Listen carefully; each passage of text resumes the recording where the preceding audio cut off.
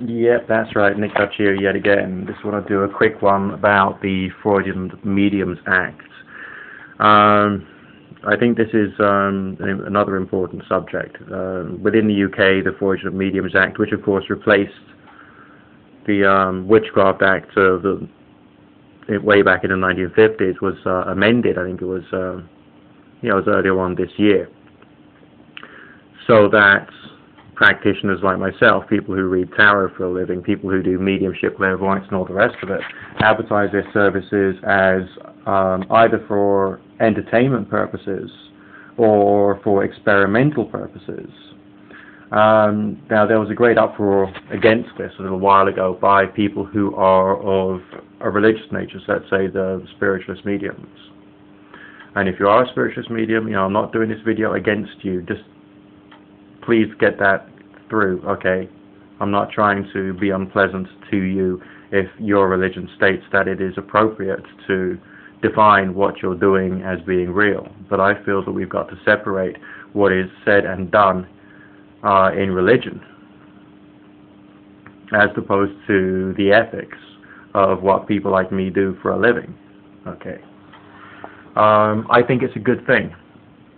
I have known during the few years that I've been doing this work professionally, a lot of clients who could be described as being psychic addicts, namely they have to talk to a psychic on a regular basis just so that they can offload, get that feeling of peace. Now, I don't believe that anyone should have to live on a day-to-day basis or a week-to-week basis even, purely upon readings alone. I think that is wrong. I think that's a kind of psychological slavery. I think that's an abuse of people's lives. I personally feel that is wrong, and it is appropriate for me to say what I'm doing here should be considered as being an entertainment service.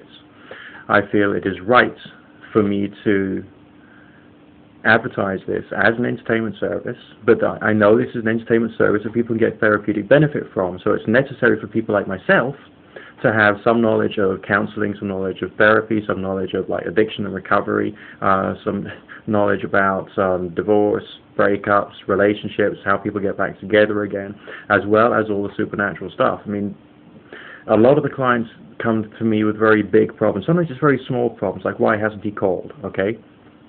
Sometimes it's much bigger problems, like I tried to commit suicide last night and failed, or I want to kill myself, or my boyfriend killed my dog and then raped me, and some very hard, very difficult situations that people bring to someone like myself. And I know they're looking for guidance, a feeling of peace, a feeling of stability, and a feeling of balance, and giving that is a service in its own right. But to try and turn receiving readings into a way of life, I mean, you might even think for a minute that I'm stopping myself from earning a good living through saying this stuff. Maybe I am. Maybe I'm giving people through this one particular video a bit of a sense of the clarity that they need in their life. And as a result, they probably won't call me, and that'll be a bad thing. But these people, these clients of mine, should be seeing. I mean, I know I should not be using the word "should" because that sounds like an order, all right?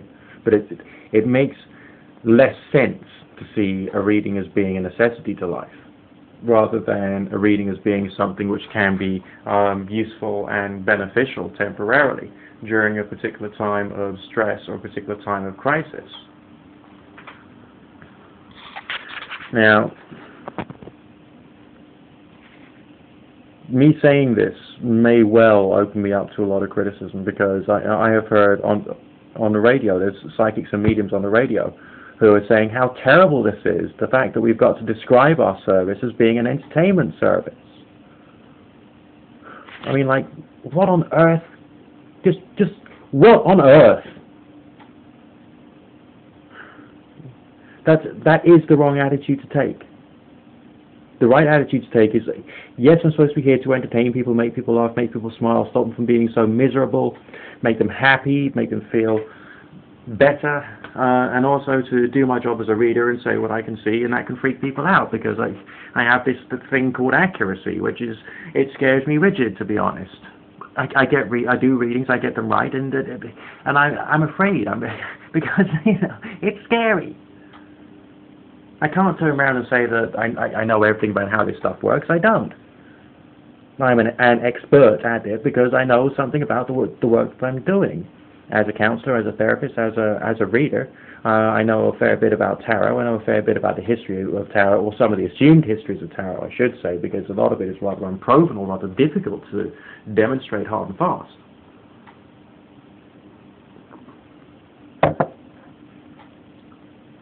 But I mean, okay, you as a viewer, do you think it's right to see the kind of service that someone like myself, a tarot reader, does as being an entertainment service? Okay, if you're viewing this video on YouTube, leave a comment below, because I want to know what you think. I do feel a very strong moral responsibility towards my clients. I mean, yeah, we're all interested in business development because this is a business. We're doing this so we can make a living. I'm doing this so I can drink coffee and I can eat food. I'm not doing this so I can live in a multi-million-dollar mansion somewhere. Although that would be nice, but I mean, the only time when it would be acceptable to earn that kind of money is if I was like going on stage and doing tours and the rest of that stuff. Okay, but as far as like a person coming to me for a reading over the phone or over the internet, or doing this, that, or the other, it would make no sense to me for me to charge like $40 a minute, for crying out loud. Or it's not. It doesn't seem right.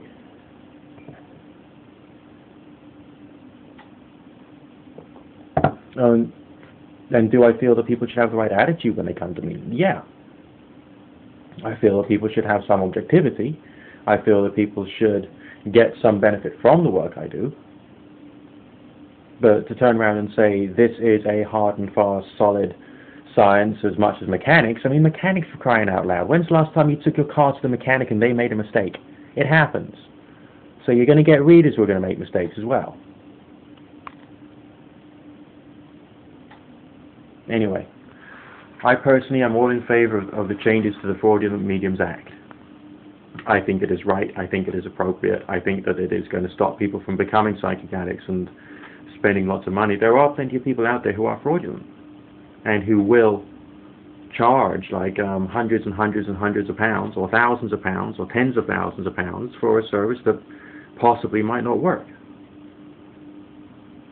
Because this is unreliable. It's a sketch about life.